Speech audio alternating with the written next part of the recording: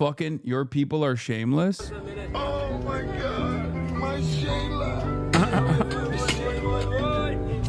I look at you. Your people are shameless. Oh my God. And he doesn't even give it to her in the end. Let's go. The last thing I'm going to get to about where the right-wing media is headed, one sign, Will Summers says, of where the right-wing media is headed, Ben Shapiro protege Brett Cooper desperately trying to avoid criticizing Nick Fuentes in an NPR interview. That's pretty crazy. Take for granted as part of this conversation that people have a right to say what they want to say. Yes. There is then the matter of what Nick Fuentes and some other people have I can't believe she was on Morning Edition, dude. That's crazy. That's my show. Fuck she doing on Morning Edition? said. Fuentes, this is a quote from a video in an interview with Alex Jones. Jewish elite gangsters that run our country. And in the Tucker Carlson interview, he talks about how he feels that Jews are extremely organized across borders and more loyal to Israel than to their home countries, which is a long-time anti-Semitic. It's so weird. I've been listening to that guy. I've never seen that guy's face, and I've been listening to him for like 15 years. Yeah. I'm Steve Inskeep. I'm Steve Inskeep looking ass. He doesn't have a face for radio, by the way. He's a handsome guy. I didn't realize. He has a face for television. kind of idea. When we get down to the substance of what Nick Fuentes says, do you agree with it? You know, I don't agree with Nick Fuentes on everything. I don't agree with anybody on everything.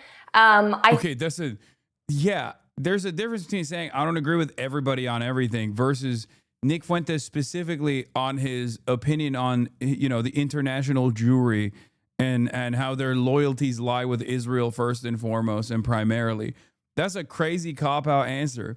But the very fact that Brett Cooper is making that fucking crazy cop-out answer in this situation implies that she is too afraid to actually to criticize Nick Fuentes openly on NPR. That's crazy. I think that what especially older generations need to learn about Nick Fuentes is that he says it himself, he's an edgelord. He says things that are intentionally inflammatory. He knows that a lot of people are not going to agree with him. He knows that it is incredibly inflammatory. And honestly, I don't pay much attention to it. Do you think that Jewish gangsters are controlling the country? No, not really. I am concerned about the impact of Israel in our country. I think that a lot of young people are, and I'm concerned about it in the way of, you know, young people's biggest concern right now on both sides of the aisle is the economy. We are concerned about being able to buy homes. We are concerned about affordability. And so when we see the news, when we see how much money is being sent. I mean, low-key, this is how I would answer if I wanted to defend Nick Fuentes. Like, if I wanted to sidestep the Nick Fuentes condemnation, this is exactly how I would answer this question. Yeah, she's very deliberately trying to sidestep criticism of Nick Fuentes in this. Overseas, to Ukraine, to Israel, whatever it may be, my generation is concerned. We are upset. It's not because of anti-Semitism. It is not because we, dislike people because of their race or their beliefs or their creed. It is simply like, this is what we're focusing on. Like, at the end of the day, I think I and so much of my generation is just tired of it. Like, I want to focus on American. There's more Brett Cooper, Nick Fuentes clips. That's crazy. Issues. And so when we spend all day talking and bickering about, foreign affairs and where all the money is going, it's like, I want to get back to how are we going to make life affordable for my generation? And if you're going to be focusing on what's going on overseas and making that your big priority, like, I honestly. Yeah, she's talking about Nick Fuentes like Zoran was talking about me. It's crazy. Well, I don't agree with everything he says, but we got to talk to everybody. To be totally transparent, and I think most of my generation would agree, I don't care.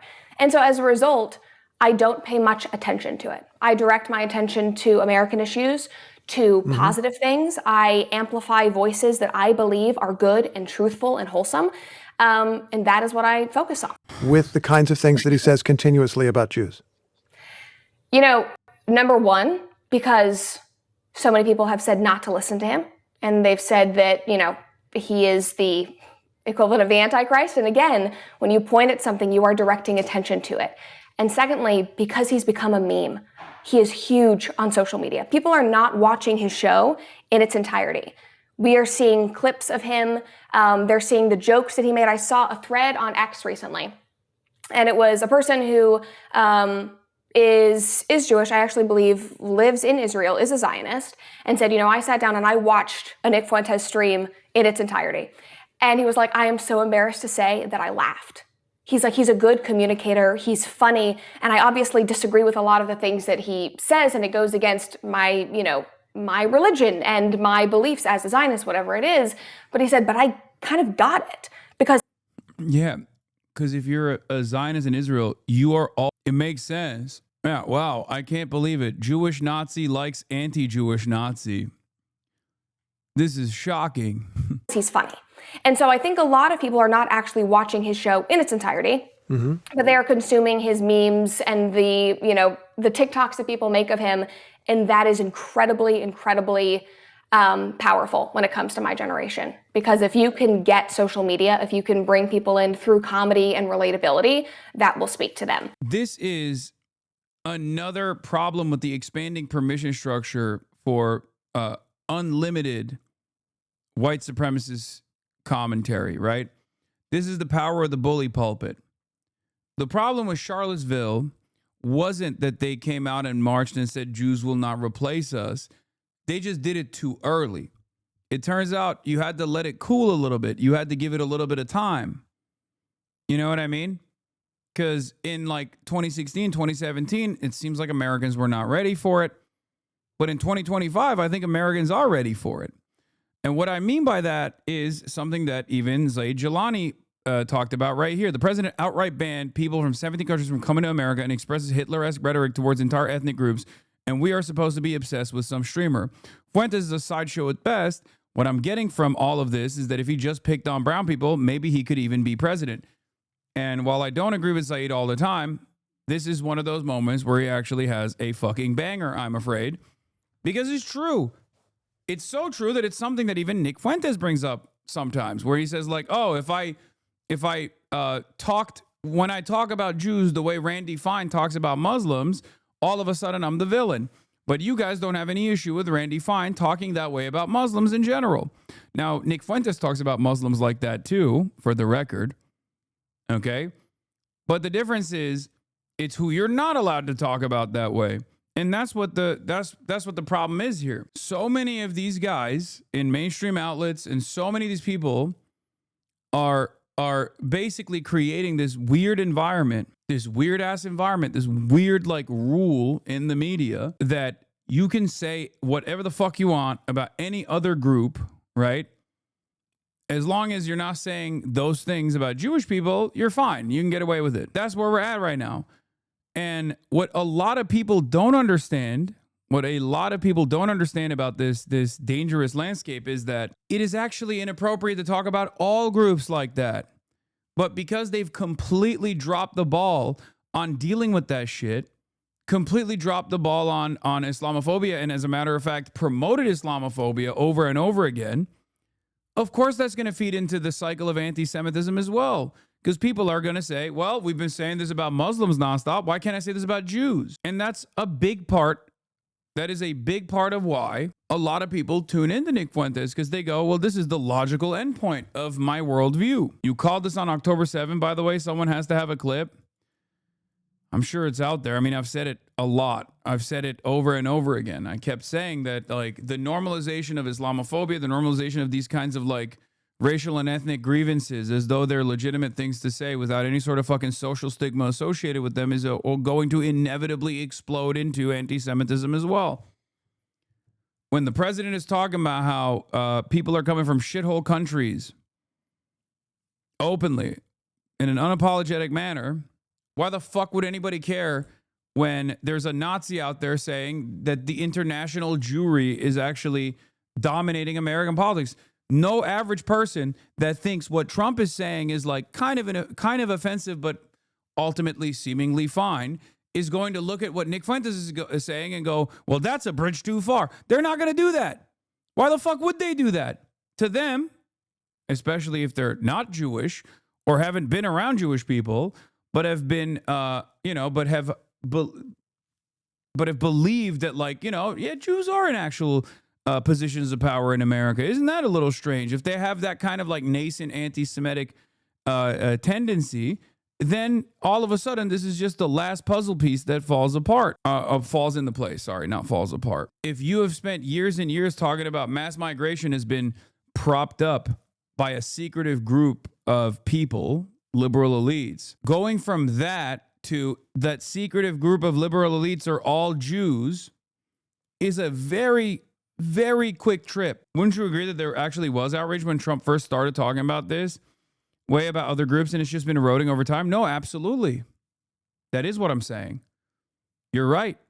That's why when Donald Trump said behind closed doors in a private meeting, according to witnesses in the room, why can't America get migrants from places, good places like Norway and many other white countries, instead of getting migrants from shithole countries that live in mud huts like Nigeria and all these other places and Somalia in like 2017 or 2018? That was a big part of the fucking media cycle for like a week. And Donald Trump had to come out and say, no, I actually didn't say that. This is fake news. In 2025, Donald Trump said that yesterday in his Pennsylvania rally publicly in front of a fucking crowd. He said those exact same words publicly at a fucking rally. If that doesn't prove to you that the overall attitude, the social stigma associated with racism is fucking eroded, I don't know what to tell you. Why'd you duck the Ben Shapiro debate and don't make up lies like last time? I didn't. I still said I would do it. I'm still down to do it. I don't know why you think that this is like, I don't know why. Is this a new meta coming from the haters? Ben Shapiro has ducked me multiple times at this point. He was supposed to be the person that took on the role of Charlie Kirk in the Charlie Kirk debate that I was supposed to do. One more. Also wild how you discuss the permission structure currently disallowing anti-Semitism as we experience the shift of that exact structure to one of allowance. No, I'm saying that the reason why the anti-Semitism, the institutional stigma of anti-Semitism is eroding because every other type of bigotry being openly expressed is completely permissible now. So for many other people, they're going to be like, why the fuck wouldn't we say this about Jews too? You can't have it one way. You can't just be like, we fuck DEI, but also we have to do DEI and woke for Jews only. That doesn't work that way. For most people on the right, they look at that and go, yeah, I don't give a shit about this. Why would I care about this? Fuck these guys. You said you didn't want to because he chose something you didn't want to talk about? No, I just said that the capitalism conversation is not as interesting, and I actually wanted to do it on Israel-Palestine, which they refused to do. Don't you find that interesting that CBS refused to make Ben Shapiro the champion of Israel? Shouldn't that be the main point of contention here? The actually interesting part of this conversation? So why not do it anyway? I said I would. I'm not the one who went on television and said Hasan needs to be deplatformed while they were in the process of trying to fucking schedule a debate with me. Ironically enough, sitting next to Ben Shapiro on the same fucking panel. Anyway. And I think that's the part that a lot of conservatives have not been able to keep up with. And when Ted Cruz says, this senator who had this exchange with you says, now is a time for choosing. Crazy Ben still has shooters? No, that chatter is not a Ben Shapiro shooter. I know exactly what community that chatter is coming from. I assume that this kind of rhetoric only exists in one community, and one community, be honest, how much of Destiny's, isn't that ducking though? Wait, what? I said I would do it. What the fuck are you guys talking about? The person who is the fucking chief editor of CBS News, while they were in talks with me, went and made a public stance about deplatforming me. And you guys are like, well, it seems like Hasan is ducking this conversation. What's next? You're going to ask me why I ducked Charlie Kirk debate too? Like, is that what we're going to do? Yeah, it's the debate pedophile community. That is the community that this is coming from. Either you call out this guy or you're a coward and you're complicit. Is he right at all? I think that as Americans, you should be allowed to listen to whoever you want to listen to. I don't think that I need to sit here and condemn anyone either way. There are things that Nick says that I don't agree with. There are things that Ted Cruz says that I don't agree with. I'm not going to sit here and condemn either of them. I don't know if either of them actually like me. Nick has said that he does not like me at certain times and then he loves me. I was in a movie with Ted Cruz and we have had conversations and then he calls me an angry woman on X. Like I don't take it personally.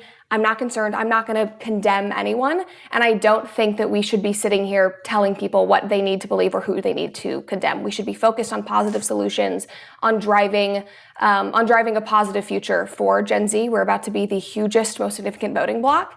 And you need to get Gen Z and hold on and provide solutions for them to have a better life. About this controversy among conservatives about Tucker Carlson, Nick Fuentes, anti-Semitism, the Heritage Foundation, we could go on and on. I guess broadly, more specifically, the question is what to do about Nick Fuentes, if anything. And more broadly, the question is what to do about anti-Semitism in the Republican Party. What have you thought about that? I think at the end of the day, my issue is with free speech. You should be allowed to say whatever you want. And we should encourage people to share their ideas. And if you don't like them, ignore them. I think that that is a major problem, honestly, on both sides of the aisle. I think that we have forgotten the Streisand effect and forgotten how important that is. And we've gotten into the habit of, if we don't like something, if we think that something is incredibly morally wrong and backwards, we don't just, it's a balance here.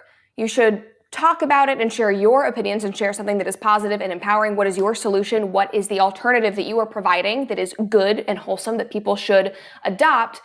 And then there's a side of people. I don't think that you can, I don't know, like deplatforming is successful as long as you remain committed to deplatforming. In this day and age, though, now that Nick Fuentes does have a platform, I don't think you can actually stop it by trying to deplatform him. Like, it's just once someone does have a sizable enough platform, it's over. It's fucking done. Any kind of attempt or any kind of conversation around deplatforming that person is only going to feed more into their fan base. He's already been deplatformed. That's why he's on Rumble. No, but that's my point. He was deplatformed on every major platform. He was not on YouTube. He was not on Twitter. He was not on TikTok. And then Twitter deliberately unbanned him. Elon Musk deliberately unbanned him.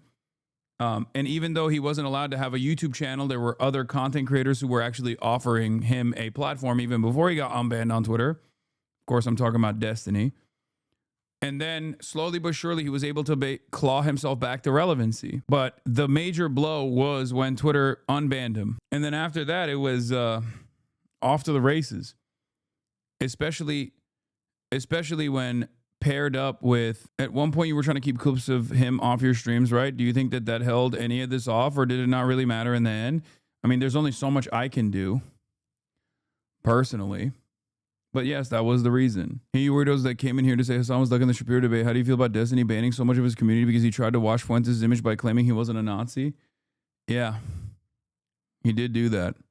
And then complained that he wasn't actually sucking him off in return hard enough after giving him a platform. His words, not mine. Who just point fingers and scream at things and just draw more attention to things. And I think that for Gen Z, what people on both sides of the political aisle need to realize is the more that you tell my generation not to watch something, not to look into something, not to listen to something, that something is bad, or censor somebody, we're going to go look for that content because we're interested. I think that's just normal human nature, but especially for my generation, that's a bit more rebellious as young people are.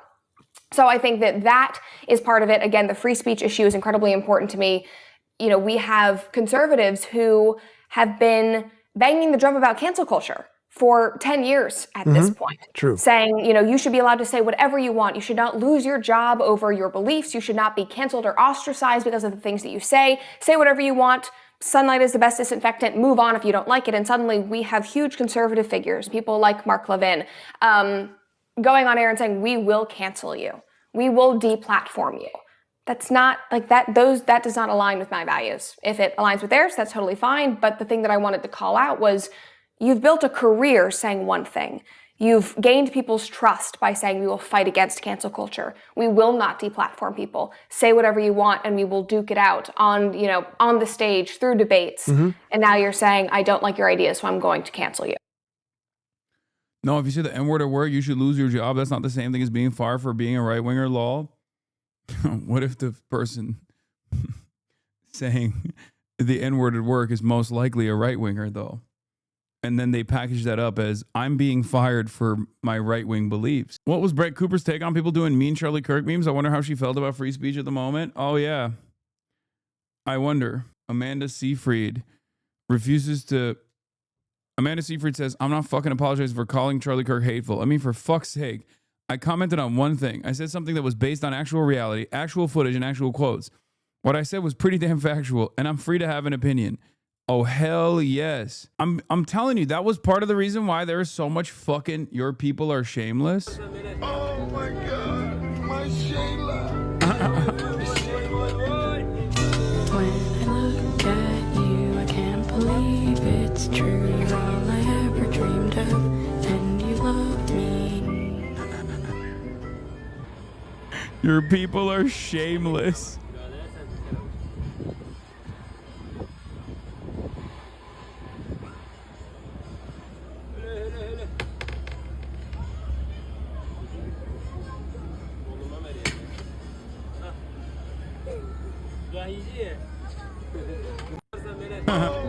And he doesn't even give it to her in the end. Let's go.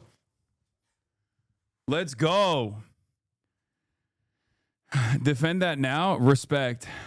He did the right thing. Yishai Fleischer, international spokesman, Hebron, says, I have no problem with Nick Fuentes' words here.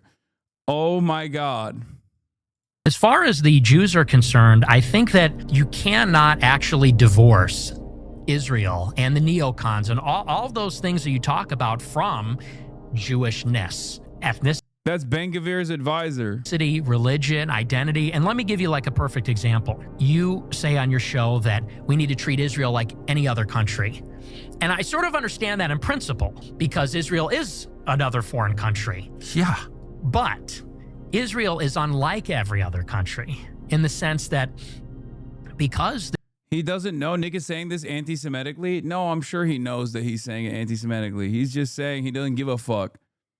Again, this is why I always say there is very little daylight between what Nick Fuentes says about Zionism and its conflations to Judaism and fucking Jake Tapper. Okay? Or Ethan Klein or any number of different people that turn around and say, oh, how dare you criticize Israel? You are a Jew hater. When they say that, that's basically what Nick Fuentes is saying. Because the other side of that fucking argument is Israel is connected to Judaism. So when you shit on Israel, you're shitting on all Jews. And for Nick Fuentes, he's like, yeah, of course I'm shitting on Israel and I'm shitting on all Jews. the Jewish people are in a diaspora all over the world. There are significant numbers of Jews in Europe, but also in the United States, because of their unique heritage and story, which is that they're a stateless people. They're unassimilable. They resist assimilation for thousands of years, and I think that's a good thing. And now they have this territory in Israel. There's a deep religious affection for the state. It's bound up in their identity, the story of the Exodus from Egypt, the promise of the land, all these things. Let's say in the United States, for example, somebody like a Sheldon Adelson, he's not Israeli. Is he an ideological neocon? Does he believe in the promise of democratic globalism? I don't think necessarily. His heart is in Israel. And it's because he is a proud Jewish person.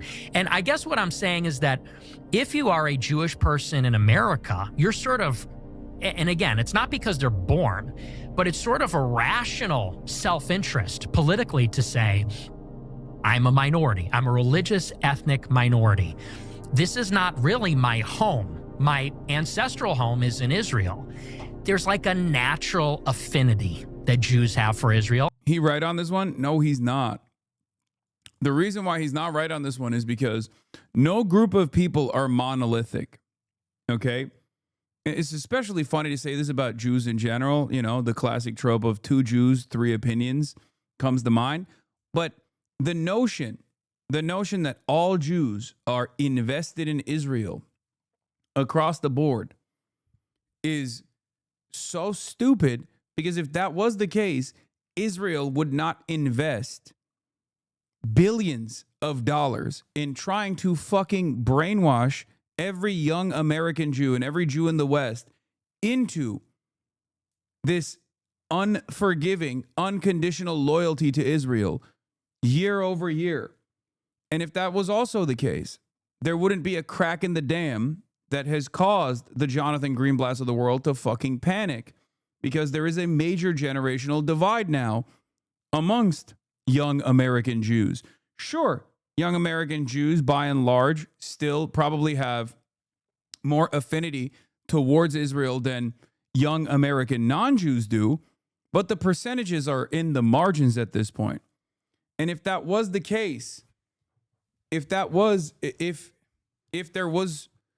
this automatic predisposition towards Israel that came from birth, then there would be no necessity for all of the associations with Israel from the start. There would be no need for birthright, for example.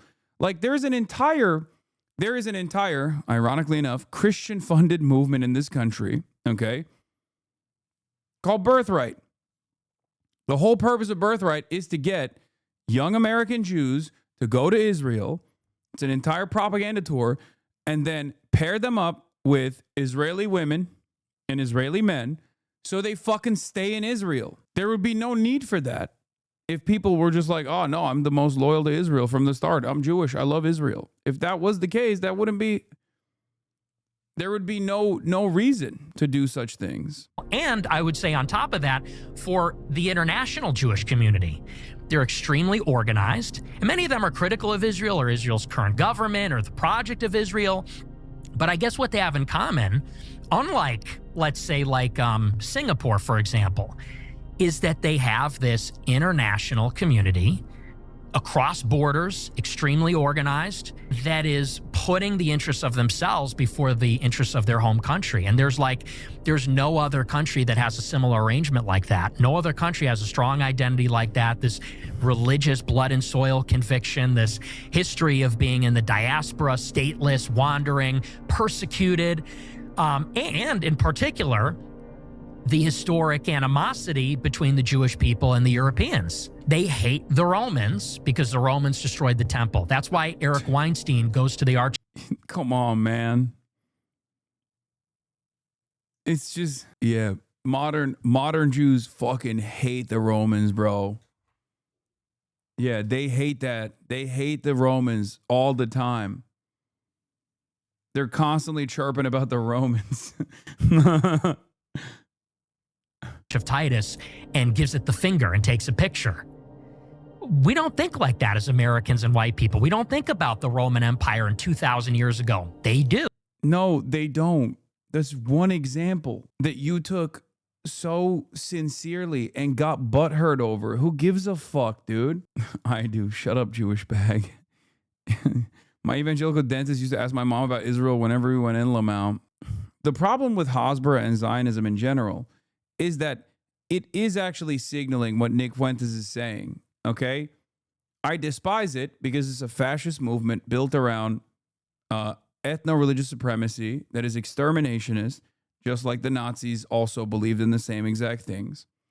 But also beyond that, Zionist Hasbara does revolve around creating these kinds of attitudes. So if someone fucking actually sees this dangerous conflation in broad daylight, and now all of a sudden they have a negative association with Israel, well, then they're going to have a negative association with Jews as well. And this dangerous conflation is not helped by the likes of fucking ADL CEO Jonathan Greenblatt that says that even anti-Zionist Jews are anti-Semitic. Let's take a look. We have people on the far left justifying like a biblical catastrophe or cataclysm like October the 7th, literally justifying it, literally describing some of the perpetrators who were caught and captured as hostages, which is so profane, I hesitate to even say it out loud. It's just so disgraceful and amoral. But the reality is there are segments of the far left which have been consumed by this anti-Zionist ideology. And we've talked on your show before, and I'm pretty out there saying anti-Zionism is anti-Semitism because it is. I also think the sky is blue. You know, I also think that the world is not flat. I mean, anti-Zionism is simply the latest way that anti-Jewish hate is. You're really ignoring what Benny Blanco? Wait, what? What the fuck did Benny Blanco say? Why are people spamming Benny Blanco in my chat? When the fuck have I ever talked about Benny Blanco? What is... There's like a bunch of people that are like, dude, you have to talk about Benny Blanco. I don't know what the fuck he said, bro. Is normalized and legitimized with a pseudo-scientific or pseudo-political veneer. But if you look at the tropes and if you listen to the words and you see them for who they are, like the rabid anti-Zionist is just an anti-Semite by any other name. By the way, even if they come from our Jewish community, we need to recognize that as well. I did Birthright many years ago, and it was one of the things that led me away from Zionism. The way you explain Birthright is exactly correct. At the end of the trip, the head of that Birthright chapter demanded everyone break up with their non-Jewish spouses back home and come back and marry Jewish. He's talking mad crazy about you. I swear to God, your chat makes up names. No, Benny Blanco is Selena Gomez's husband. These guys are still operating like it's fucking 2003, okay? As though there is complete control over what kind of message gets said in polite society about Israel. That's not the case anymore. People don't fuck with Israel. And the more you associate Jews with Israel, the more enmity you create around Jews. It doesn't actually create the same line of defense it once did to say, oh, if you criticize Israel, then you're basically trying to do the Holocaust again or whatever.